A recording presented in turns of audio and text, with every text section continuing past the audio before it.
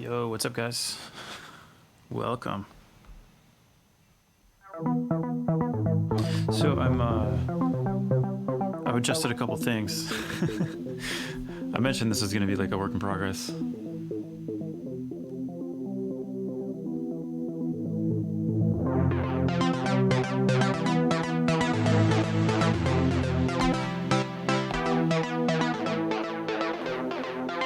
How's everybody doing?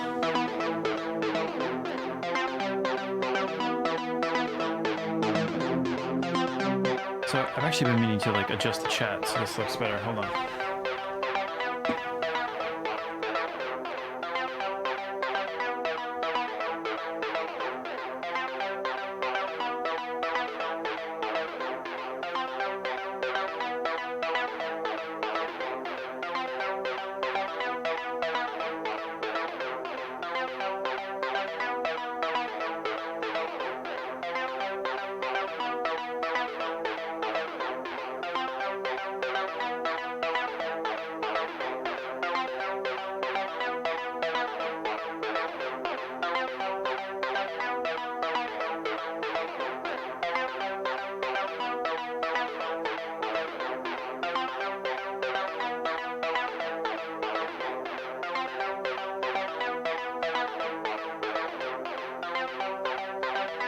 All right, we'll see how that works.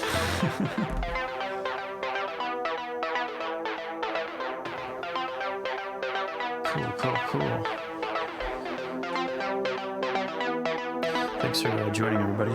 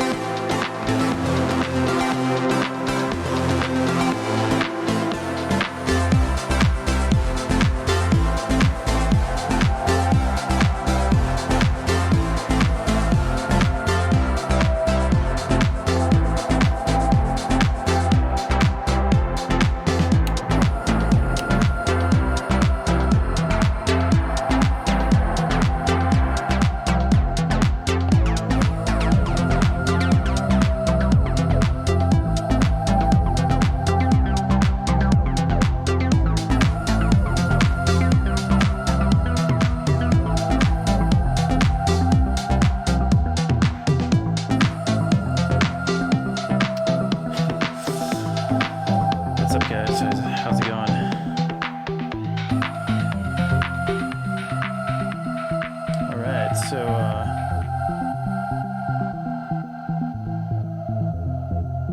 what's up, everybody? Okay, so what do we have in store for tonight? It's sort of a continuation of what I did the other night, where it's this basically like live stream system that I've been working on and like trying to build. Filter this down a bit.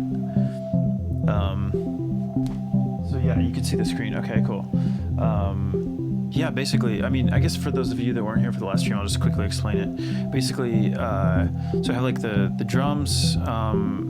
This group is sort of like, I'm able to just like bring this in whenever I want. It's playing the 909 and the kick and snare.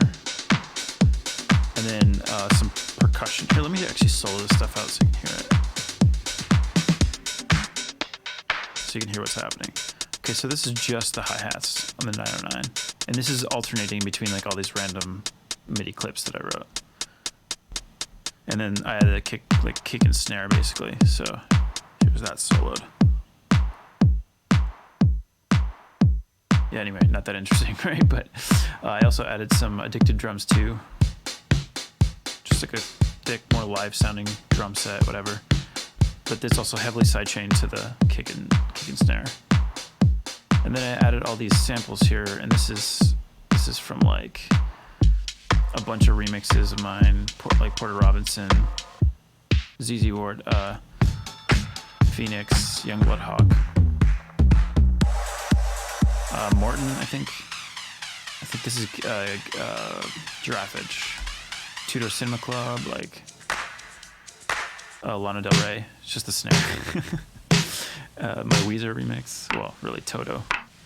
I don't remember what that is. I think this is the Lindstrom remix of this song, maybe. Houdini, right? From like, this song's so old. Temper Trap. Let's see what else. I don't remember what this is. Kind of sounds like an older remix. This is something newer. I don't remember what that is, but Tudor Cinema Club again. And then No One Has to Know. Oh, the washed out. Yeah, right. Just really sped up.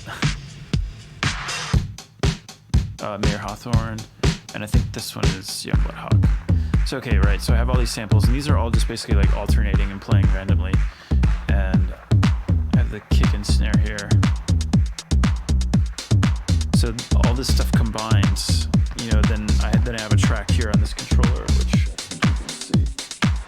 Yeah. This controls, you know, kind of like a filter system that brings it in. And I actually haven't added any effects to this yet. So it's just like a filter. So I can filter it out completely or do like a high pass thing.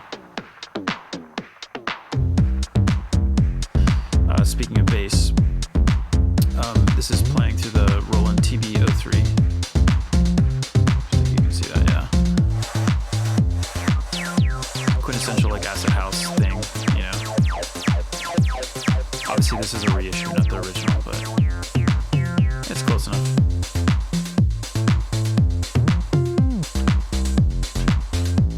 And then I have the Juno also running here. And this is just playing kind of random tracks or random MIDI sequences that I wrote that are all in the key of C. So the idea is that all the chord progressions, everything always just works together. Like it can kind of randomize and it doesn't matter, you know. And I can also add effects to it here. Cool. Same thing with the JP-08. This one's doing more of like chord arpeggiator type of stuff.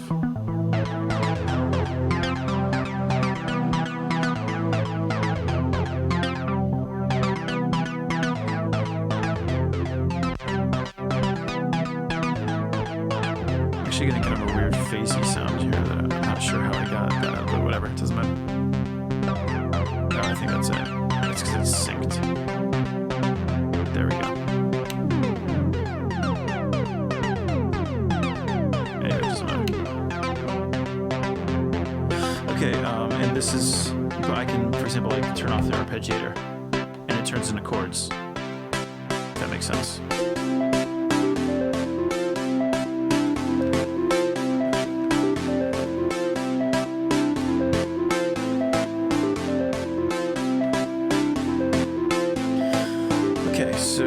those are sort of the 4 elements that I'm working with. And then I have some samples. Here, let me show you something more concrete. So this is just like a sample from my Porter Robinson remix. There's also some Juno stuff here, like from Fever. Sigur Rós. Just like a string sample, basically. Oh yeah, some stuff from Home. Cheap Sunglasses cello. A guitar from something, like, and then marimbas from Back of the Car. Yeah. Oh yeah, Pink and Blue. And then I have these other 2 channels of just like vocal stuff. I can get into this a little bit later when I'm showing you guys what I'm doing, but basically I have like, you know, a track of just like vocal samples that I can edit and manipulate in real time. And it's from like a bunch of different remixes or like some of my own songs too, so. But the idea is that they're just samples, like they're just like little bits. It's not, I'm not playing the whole song or anything. And they're all in the key of C, so it, yeah, it all kind of works. Okay, cool. Let me check out the comments here.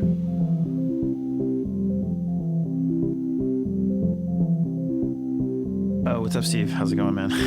Once again, always here. Appreciate that. Roger, so it's funny. Okay, so UA launched Luna today, and it's funny because I actually did the music for the promo video for that, and it includes some of the sounds from it. Like it has the piano sound is from the piano that comes with that software, but. So I don't have a ton of experience with it because it literally just came out, but yeah, I don't know. I think it's really interesting. I think UA has always done like some amazing stuff. I'm clearly a fan because I use all their equipment, yeah, no, I think I just need to spend a lot more time with their DAW. There's some aspects of it that seem really enticing. Maybe, you know. I don't think they're necessarily trying to replace everybody's workflow, but they want to sort of be complementary to it. So, you know, I'm curious to see like how that works in a system that, you know, because I've been on Ableton for 10 years. Like it's you know, it's always going to be a hard sell for me, but you know, so I'm really curious what they can do, like if you know, running stems through it, whatever, because they have a bunch of like really interesting effects. Okay, Sounds Crazy Services. So. Thank you, man. I'm glad you like the studio. It's ever in flux, constantly changing. But yeah, no, I still have my my amp, the Jazz Chorus. Oh, what's up, Chris? What's up? What's up, everybody? Ash, yeah. I mean, we're all stuck at home. Might as well, right? What's up, Carlos?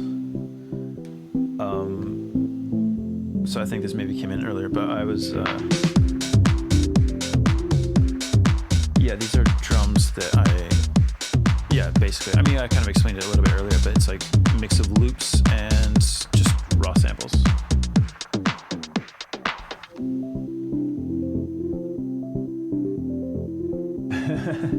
What's up, Kelly? Welcome back. What's up, Isaac? How's it going, man?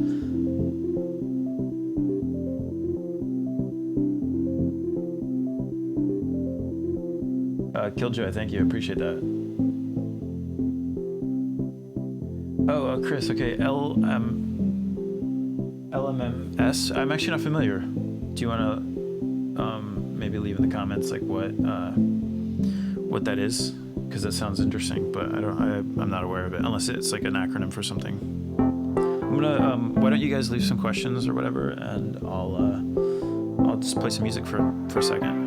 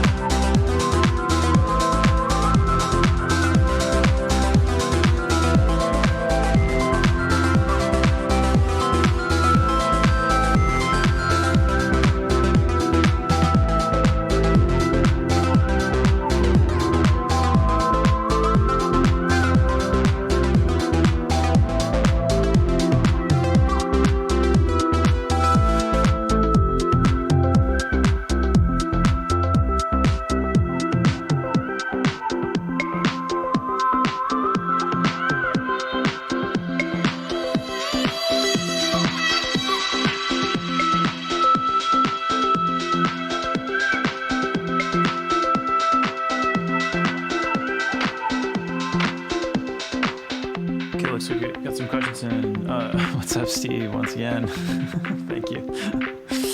Every stream, man. Let's give a shout out to Steve. Always tips. Appreciate you, man. Okay, so Steve's asking, what's my favorite piece of equipment, instrument? Actually, here. This is actually, this is my childhood guitar. It's probably not going to work in that camera. But yeah, no, I've had this since I was, I think maybe 12 or 13 years old. It's pretty beat up, but it's actually what I'll lick.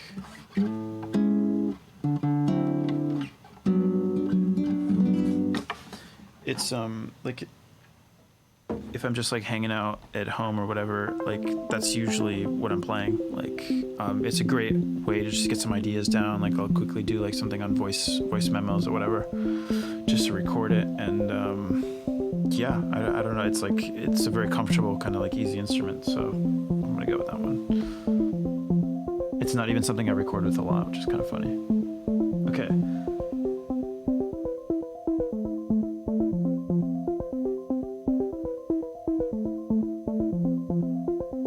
Do I know who Blanks is? That actually is a very familiar name,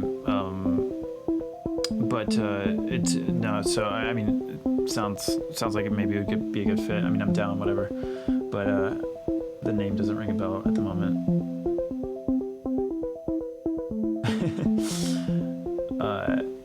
Yeah, I'm not even gonna attempt to say your name correctly, but yeah, it's cool. Wait, where?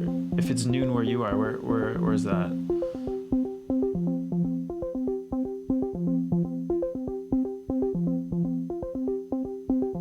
Oh my god, yeah, sports versus RAC collab. Let's make that happen. Wait, are you let me that's right, because we talked on like Twitter once or twice, right? Let's make that happen. Let's do it. I love sports. The band, the artist, the actual sports, whatever. It's fine.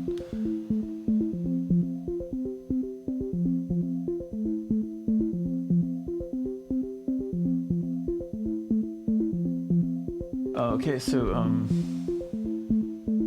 Brandon. Okay, so this question comes up a lot. It's like, how do you choose what songs do you decide to remix? How much of it is like reaching out to artists and whatever.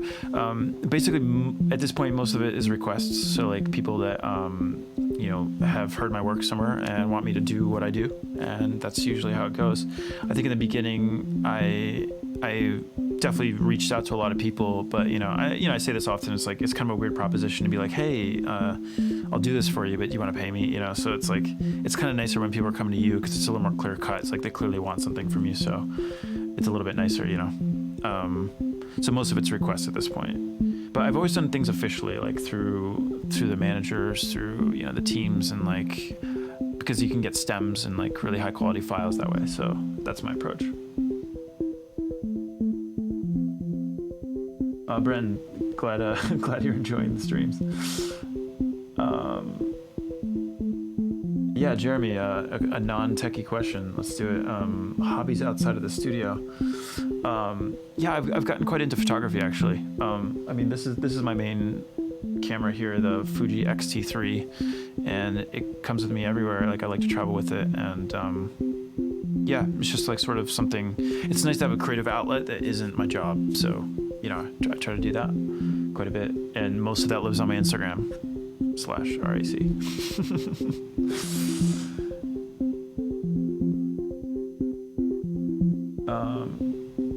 What's up, Amanda? How's it going? Hi, Amanda. I don't know. Kelly, what was your first concert band you saw live as a kid?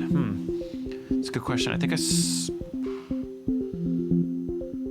actually, I don't remember, now that I think about it. I mean, I do remember some like pretty formative like shows, like when I was a kid. Like I saw this like local metal band where I lived in Portugal, and they kind of blew my mind. I don't know if that was the first thing though. So I remember that being the first like memorable big show that I saw. But the actual like first big arena show I saw was Incubus, which is really funny. And also,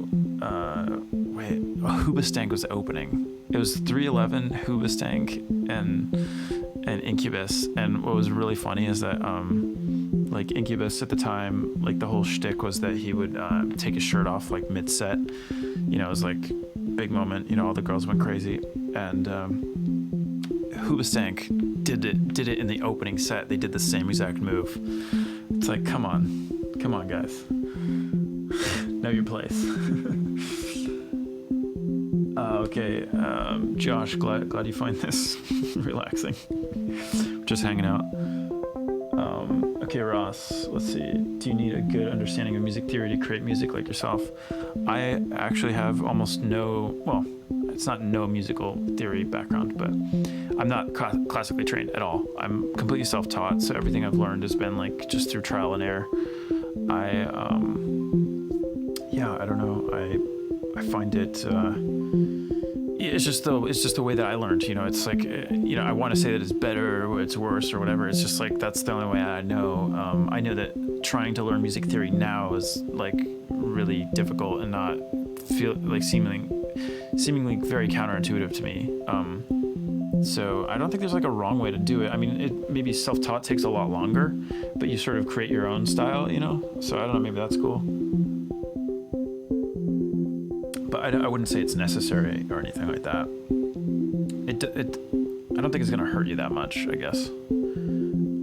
If that makes sense.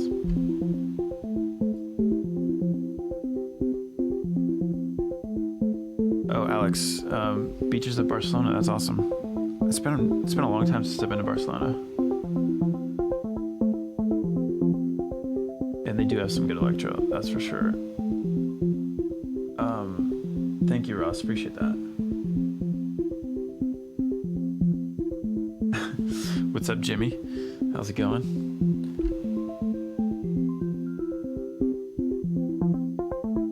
Oh, what's up, dude? How's it?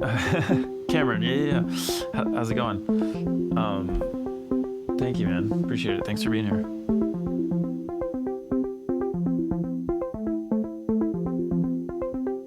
Okay, yeah, Isaac, yeah, and yep, I remember from the other stream, yeah, Singapore. That's awesome. I wonder if you ever came to any of the shows in Singapore, because I've done a couple. Ralph, have I done any astrophotography somewhere in Oregon? No, I haven't. That's not like, I just haven't gotten into it. I feel like I would be into it, you know, the long exposure type of thing, and like I've been in a couple like Iceland and like some other places where I was able to like put the camera down and just like quickly hit the shutter and let it sit there for a while, but very like primitive. I wasn't really doing it correctly, you know.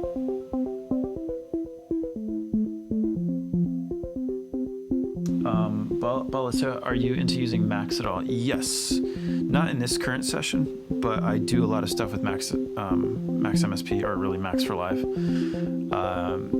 I wish I was more well versed in it. There's a lot of stuff you can do. I have kind of I have a friend of mine that's like really good at that stuff. So sometimes if I need something more specific, I'll just like, hey, can you do this? But yeah.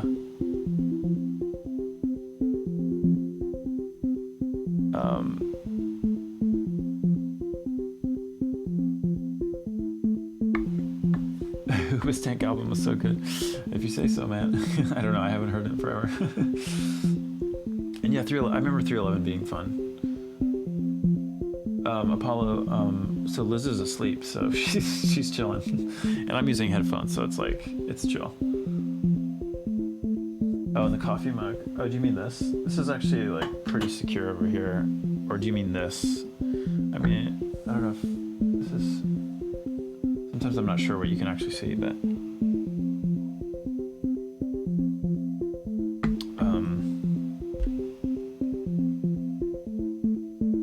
I'm actually not drinking coffee, by the way. That would be kind of insane at this hour.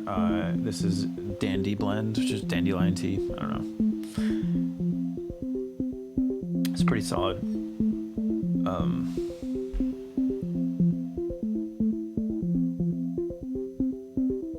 Oh, Steve, yeah.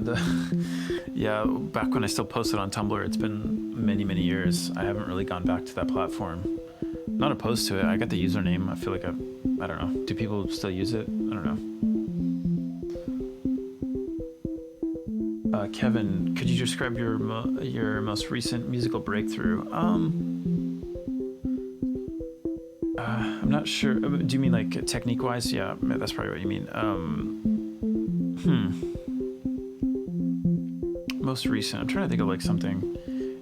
All this stuff is like somewhat intangible, so it's like more like that type of chord works with this type of melody, and it's like it's hard for me to sit here and like describe exactly what it is, but it's like I kind of know it instinctively. I'm not sure how to like convey it. So like I mean, there's a couple moments like that where every once in a while like I'll figure out like this new trick or technique or something like that, and you know then I'll just learn it and I'll know how to apply it to all kinds of different stuff. But it's somewhat rare. I mean, you need to like kind of work through a lot of that stuff. Okay, so any rock metal bands you're listening to? I was into metal like early on, but I was into like Meshuggah and like other stuff like Pantera and like stuff like that. I'm trying to think of like anything else. I mean, I've always liked Deftones. You know, they kind of got lumped into new metal, which I think is really unfair because I feel like they're so much more than that. But yeah, but nothing more recently.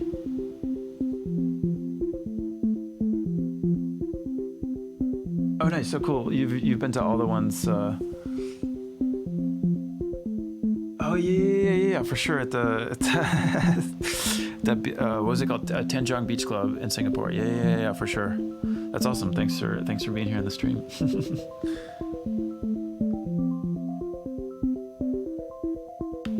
Ross, have you thought about doing more video game soundtracks? Yeah, for sure. I mean, I think it's a pretty big project. So like, you know, obviously I have an album coming out. Like that's sort of taking up most of my time right now.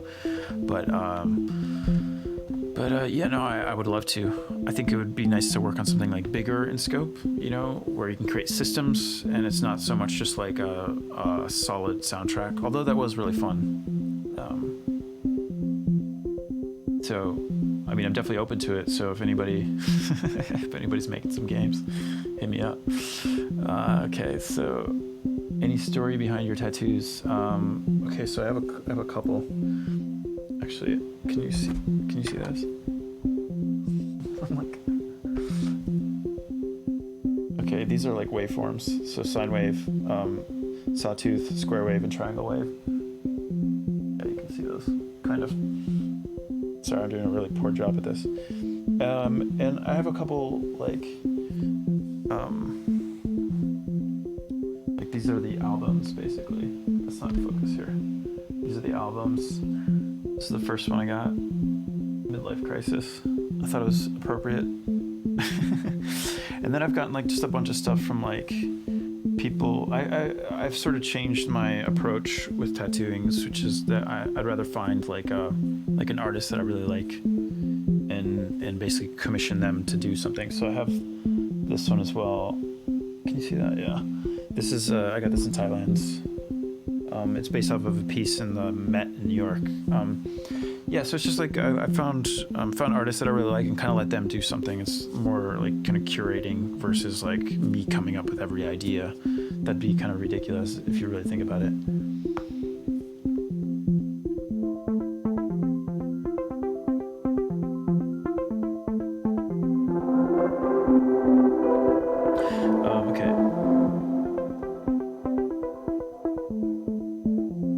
Kelly, so this is a dandy blend. So I guess it is a tea. I don't know. It's dandelion root that's like mashed up and it's like sort of like an instant. It kind of tastes like coffee and it looks like coffee, but it's non-caffeinated, so it's good for late night, you know.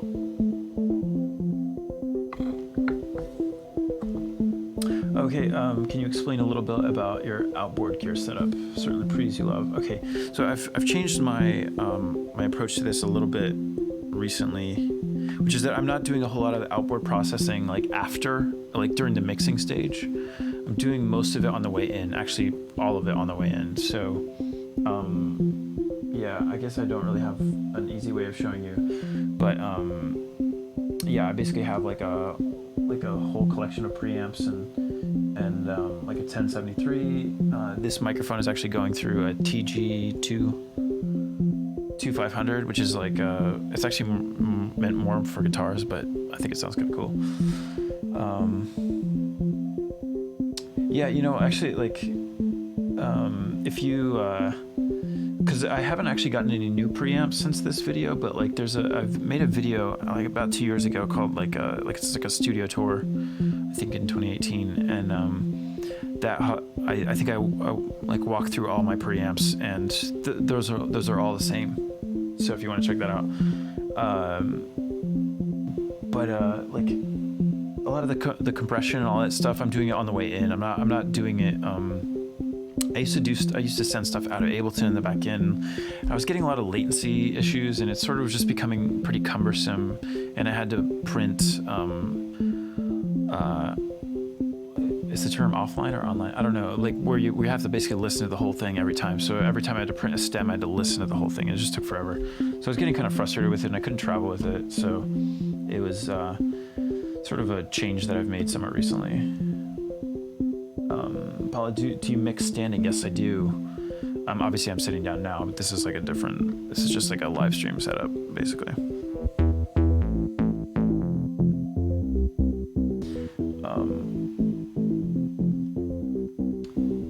Meeks, are your live shows up in the air with the lockdown? Yeah, I mean, they're, as of right now, they're still happening, but like we're kind of expecting them to be postponed. They would never get canceled, but like they're probably gonna get pushed back a month or two or something like that. We just don't know. We just don't know how long this is gonna last, if it's even gonna be safe to go into venues. And you know, I've said this on some of the other streams, but basically like if you know, like gathering in large group numbers of people, like listening to something non-essential seems kind of like one of the last things to come back, you know. So I mean, I want to be optimistic, but I'm also realistic, you know. I mean, it's like the entire industry is on the same boat, so it's not like just me or anybody. It's happening to everybody, so we'll see. I would love for it to come back soon, but you know, we'll see. Well, the shows will happen regardless, you know. It's just a matter of when. Ryan, oh wait. Yeah, Ryan, I'm glad you liked the live stream with my cat. She was like sleeping there all day, so I figured I'd do something. Although all those songs got flagged. It's really annoying. So I got demonetized immediately. Would I ever reach out to Lindsey Buckingham to collaborate? I mean, of course, like, that would be amazing, right? I love Fleetwood Mac and Buckingham Nicks and like all that stuff. And yeah, I mean, I feel like he's probably like pretty comfortable in his own world and doesn't need to collaborate with anybody, you know?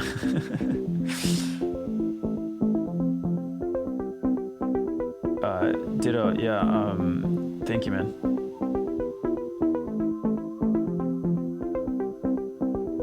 Ryan, my remix of Come Down is actually, it's funny because I actually did that on a ferry in Norway. It was like a 2-hour, well, I did like a bulk of it on that ferry ride. Like we were going from like one fjord to whatever, it doesn't matter.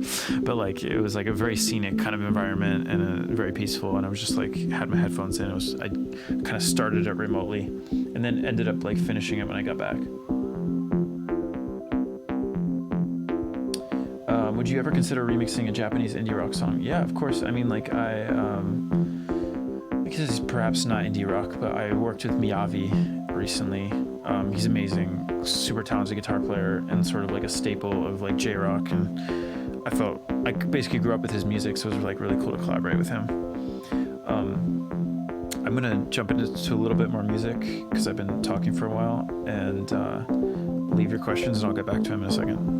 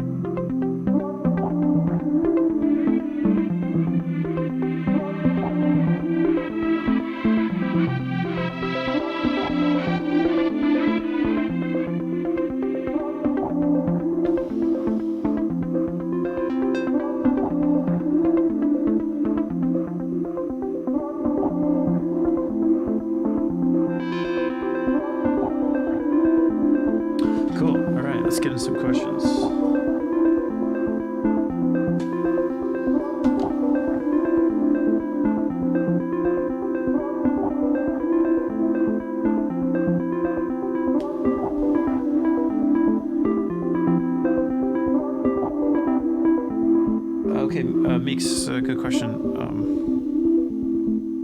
Okay, so the question is, in the same way that people think in languages, do you think musical artists think in instruments, or do you feel like what you play changes your thought process? So again, I can only speak to my own experience, but I kind of hear like melodies basically in my head, and it's my job basically to take that and like interpret it and put it into an instrument, or like play it on a guitar or on a piano or whatever. For me personally, it's easier on a guitar because I'm just like I'm just used to it. Like that's my main instrument. But I've actually gotten pretty quick at like programming stuff, like melodies in you know, here, I don't, just as a fun exercise, let me maybe try this.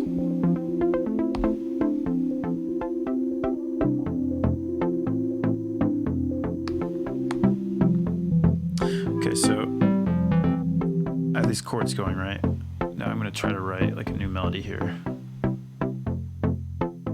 It's probably not gonna be great, but it'll be what it is.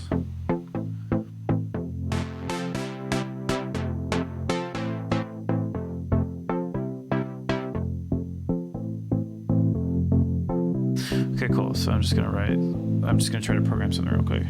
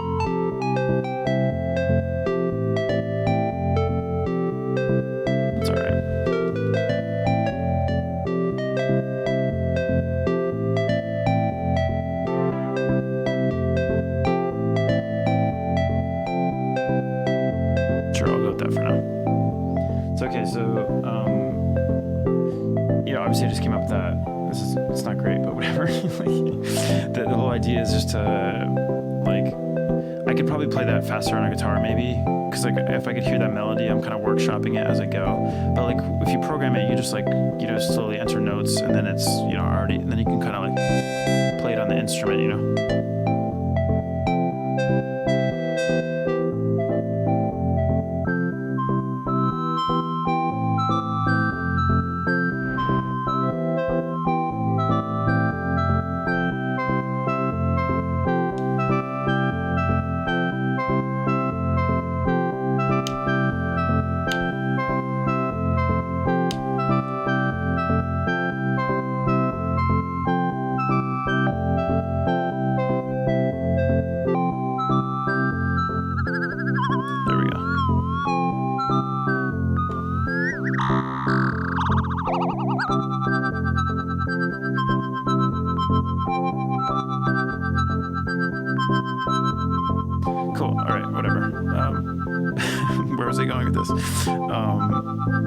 Yeah, I think so for me personally, the idea comes from like my brain basically, and then I just try to like translate that into the physical realm basically. It's like, given those chords, here's the melody that I came up with on the spot, you know.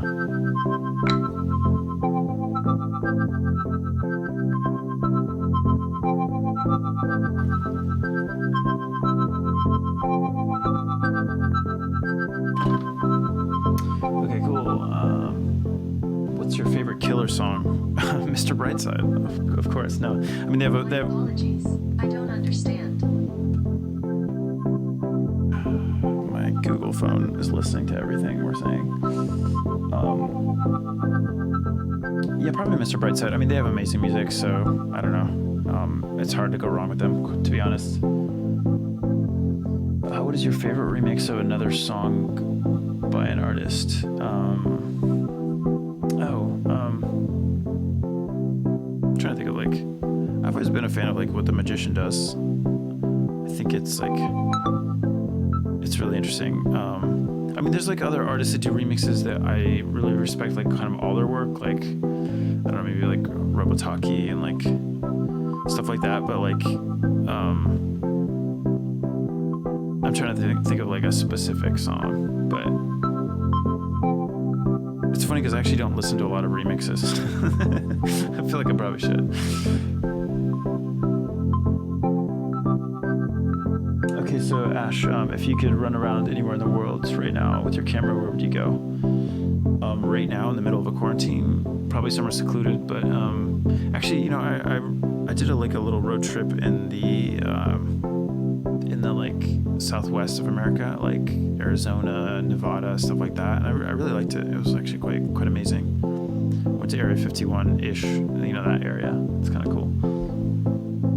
Didn't try to break in. Thank you, Jess. Appreciate it. Thanks for being here. Modest Mouse. Okay, sure. Okay, so that Miyavi track. Wait, where am I? That Miyavi track came out already. So it came out, I think, last year. So check it out. It's actually with MNDR too. So it's me, Miyavi, and MNDR. Oh no, wait. No, it was written by. Sorry, it was written by MNDR, but sung by Betty Who. So yeah, it's a cool song. Thank you, Roger. Appreciate that. I'm not sure what the. Oh, maybe is this? I'm not sure what you mean by the Oreo. Oh, I think maybe Let Go. Bert. Okay. The drum sounds are just coming from Ableton, so it's like 909, Addicted Drums 2, and a bunch of drum loops. If you rewatch this stream at the very beginning, I kind of walk through all of it, so you can check that out.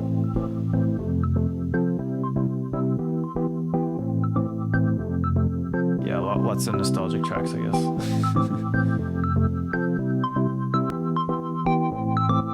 Nice, from Buenos Aires, nice. Seem to always get a crew from Argentina. I appreciate that. That's cool. I need to go back.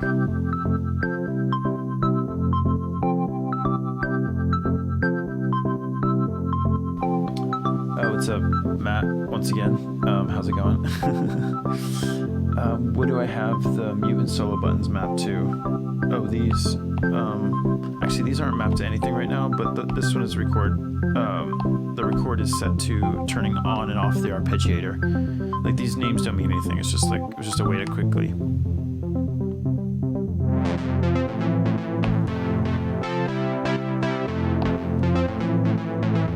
There's also a momentary one, so it's like by default it's like with chord, it has chords, but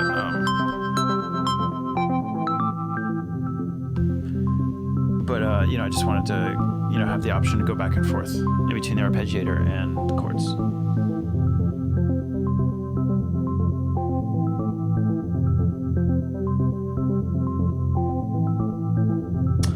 Meeks. Okay, so a good bit of artists talk about not wanting to listen to other music when they are creating in fear of subconsciously being replicated. Are you the same way? You know, I don't worry too much about replicating other stuff because I know that I'm personally not trying to, and like if it really does happen, like the right thing to do is just to give them a piece of the song. That's an easy fix. A lot of people get like hung up on these like massive lawsuits, and it's like, I mean, the vast majority of those kind of claims like just get resolved amicably. It's like, hey, look, we maybe ripped this off and didn't mean to, like, let's sort it out. It's totally fine, you know.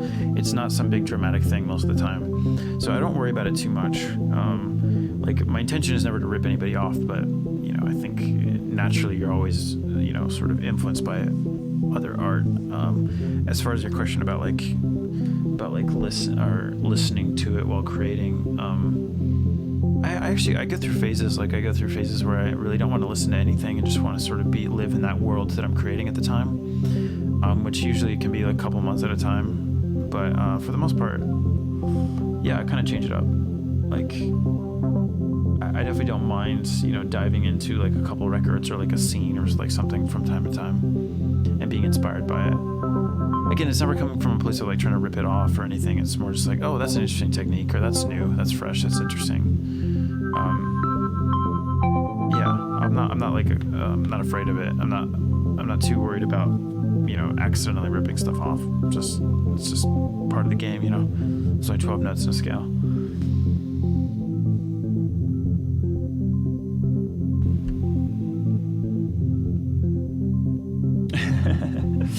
Ash, yeah. If we weren't in this current situation, where would I be? Running with a camera. I gathered that was the actual question, but I think it still would be.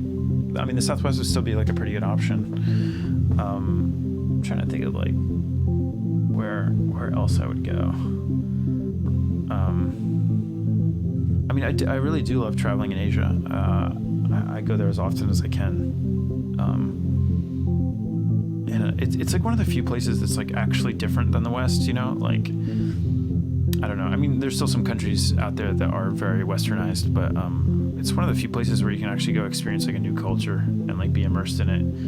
And, I feel like people in the West maybe have this sort of bad idea of it, or like they just haven't been, so they don't know how like modern and nice it is. Like I feel like a lot of people are kind of clueless about like how good it is out there. So like I'm always like I love Japan, and I'm always like in Korea and Singapore and like other places like that. I just love hanging out there because it's like it's just a different culture, and I appreciate that.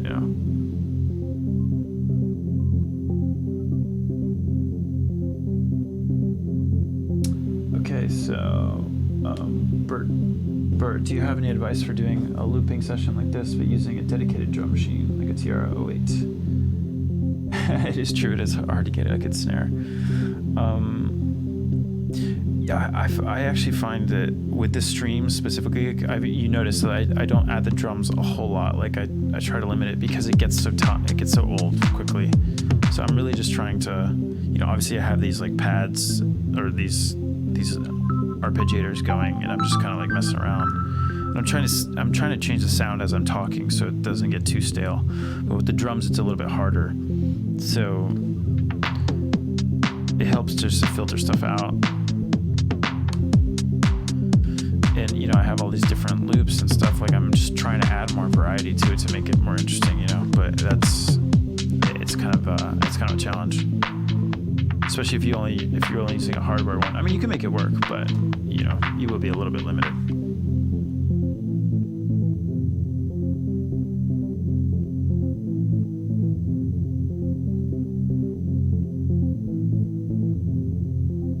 Disco, don't you use the modular jam? Yeah, I do. I don't have it set up in this current thing because this is like a live streaming specific thing, but I do want to, I'm still kind of like building it, so I haven't gotten too crazy because I feel like once you get into modular world, it gets really intense and complicated. So I wanted to at least start simple, see if this works, me just playing stuff, talking to the camera, because there's only so many things I can do at once, like I feel like I'm already kind of stretching what I can do and have it sound decent,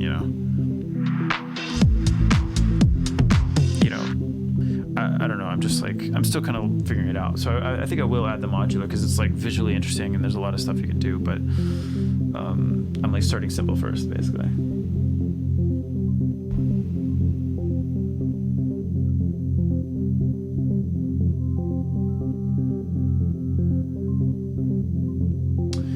Steve, okay, on your new album, what was the first song that you wrote for it, and which was the last one? Oh, that's a good question, actually.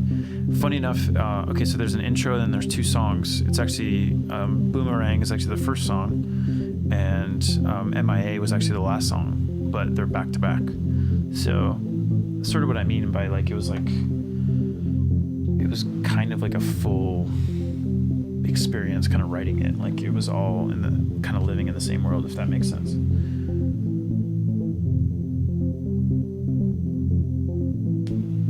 Meeks, okay, so I was less worried about the rip-off aspect and more about the creative process standpoint and what personal preferences you had. No, I kind of dwelled on that specifically, but yeah, no, I think like I go through phases, I guess, like that. I don't I'm not like always. Sometimes it's distracting, basically. Like if you're listening to something and it's so different than what you're currently working on, sometimes that's like too much. Yeah, it kind of all depends on like where I'm at.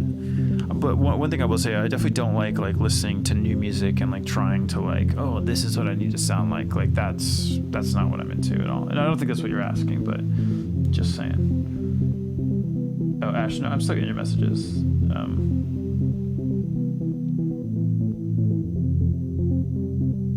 Bert, when this pandemic ends, would you consider doing a full album with Tegan and Sarah? Yeah, for sure. I love them. I think they're great. I think they're super talented and super nice people too. I actually did a song with them I've done a bunch of stuff actually that maybe a lot of people don't know, but we had this song, I forget the title, but it came out on the Dallas Buyers Club soundtrack that I wrote with them.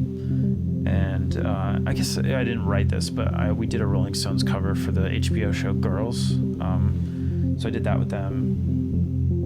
And I did a remix for Steel Train that was like, but it was, instead of using the original vocals, we used Tegan and Sarah. So like, I've done like a whole bunch of stuff like throughout the years. Oh, Tom, okay. Hey, from Seoul, can you tell what's like to have your music featured in a FIFA game? Have you also discovered new cool music through the game? So actually, I have hold on. I have a pretty long history with FIFA. I think I owe the FIFA series and like a lot of other video games like Wipeout, for example, like for introducing me to electronic music. It's not like the coolest, it's like, yeah, I discovered it in FIFA. It's not the coolest thing ever, but like whatever, like that's really where I discovered Blur, Fatboy Slim, like so much stuff over the years from those games. Like the soundtrack has like always been amazing. So obviously when they approached me about adding, there was like a 3-year period where I had a song every year, and that was a game changer. It was awesome. It's like, I mean, you see it in like the YouTube comments. It's like, who's here from FIFA, whatever, 2016? It's constant. But, I appreciate that so much. And it's funny because I didn't even play those games because I kind of got away from the FIFA series later on. But the soundtrack was always kind of, it was always like, it was pretty important. It was like really cool to be a part of that. So I appreciate it,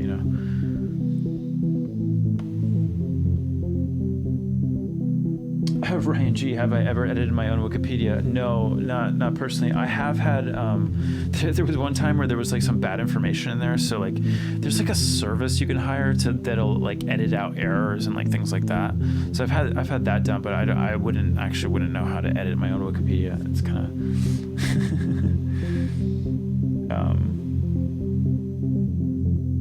yeah, I earn it. Yeah. Thank you, man. Appreciate it. Thanks for being here. Of course, I mean, what else are we gonna do on lockdown? Just like,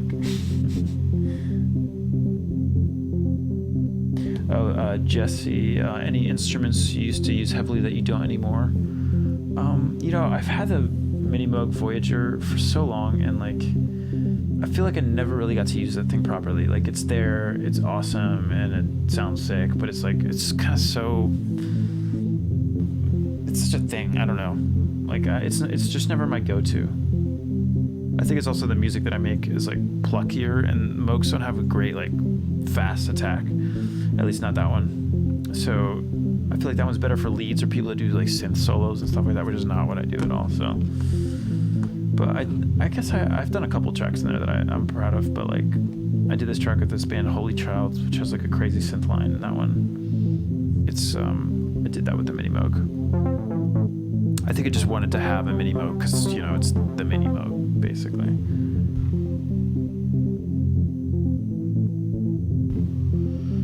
Okay, Matt. what is your video streaming workflow? Dedicated software, camera types? Yeah. So I guess the camera it's not really dedicated. It's my photography camera, but it also has HDMI out, which is intentional. I got that specifically for that.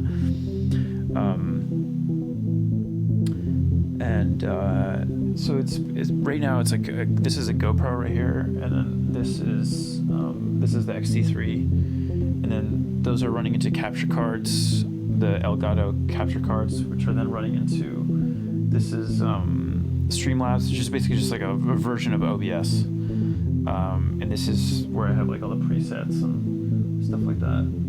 I've been sort of working on it. I'm trying to make it look a little bit better, a little more interesting. But yeah, obviously always a work in progress,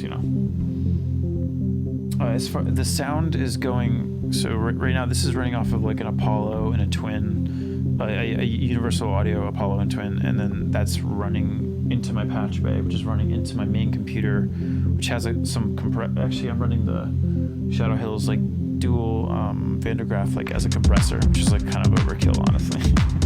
But it's fun. And that's running into some other stuff, I think kind of like a pseudo master, and then I'm running the microphone into my preamps, which is also going through that computer, and then that's getting sent to this computer, which just has a 2-channel input, and then that's ultimately what's going out to you guys, if that makes sense. But I'm always looking for ways to streamline this, so I actually do want to get like some USB cameras and then free up the HDMI for like even more cameras, because I have like a ton of GoPros, so I think I'm going to use those.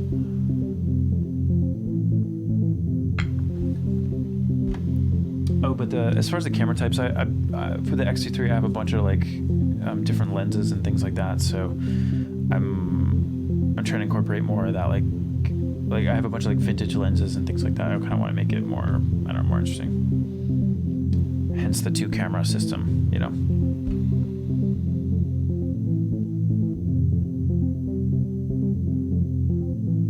Oh, Meeks. Okay, one aspect I've always loved about your live shows is how much you incorporate your openers into the main show. Did that come naturally, or was it an idea beforehand? Yeah, so I think a lot of the times, it's funny because it's like it's a creative decision. It's also a financial decision, because like, for example, like like the people that we had opening usually played in my band too, so it's like, well, what's one less person that needs to travel, which all saves money but also puts on a better show. It's like it's all kind of like more of a cohesive thing. So it was intentional for sure, but not like it doesn't always work out that way, unfortunately.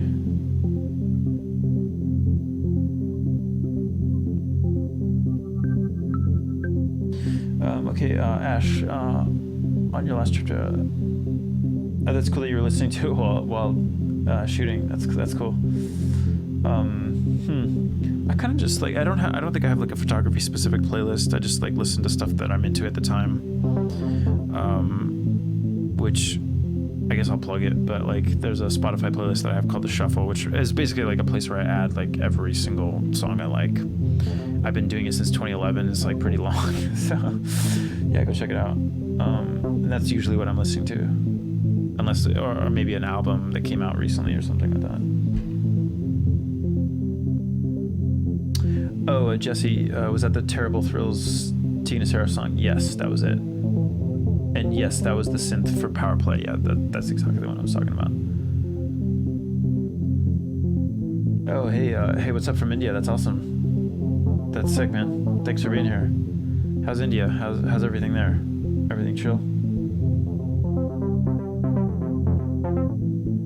Nathan. Okay, so who did I play with in Toronto back in 2014? I guess if that would have been the live tour, it would have been MNDR or the Knox.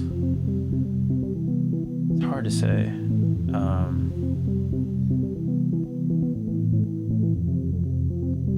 Yeah, that was 2013, then 2014, it was the Knox, and then who else? We brought Ghost Beach out, which is actually also, it's been called Nudes. Same person. Yeah, I'm like drawing a blank, actually, I'm not sure. maybe speak also? No, I don't think we were doing vocals then. Oh, okay, Matt, I gotta check out that for HDMI inputs. That's amazing. Yeah, that actually sounds way more useful. So I actually just got hooked up by Razer, so they're gonna send me a bunch of capture cards. So I'm kind of, but you could always have more, right? You know. I'm just gonna have to spend a whole bunch of money on HDMI cables, basically. All right, so I'm gonna play a little more music.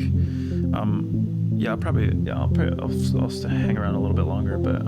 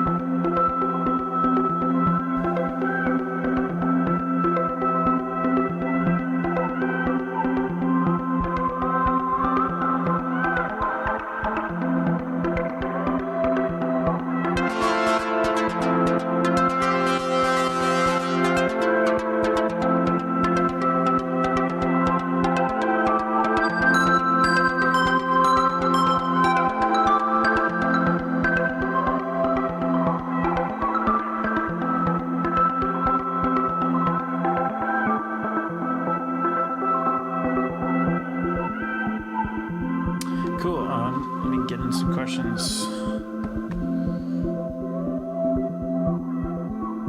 Thanks, man. Thanks, Nathan. Appreciate it. Glad you liked it. Steve, yes, there's a music video for Carefree. It actually is supposed to receive the final today. Yeah, so I hope it'll be out soon, I'm sure. We did a video for Stuck on You as well, actually.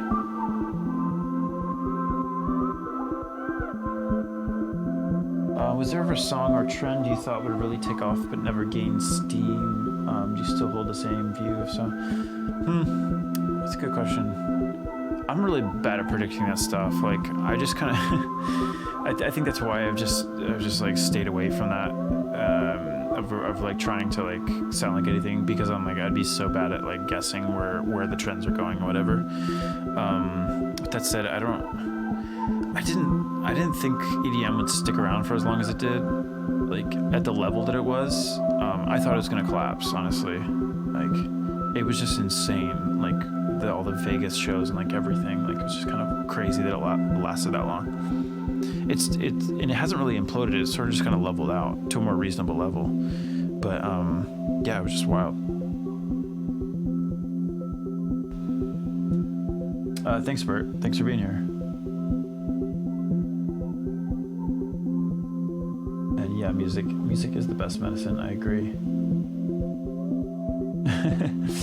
Yeah, still streaming.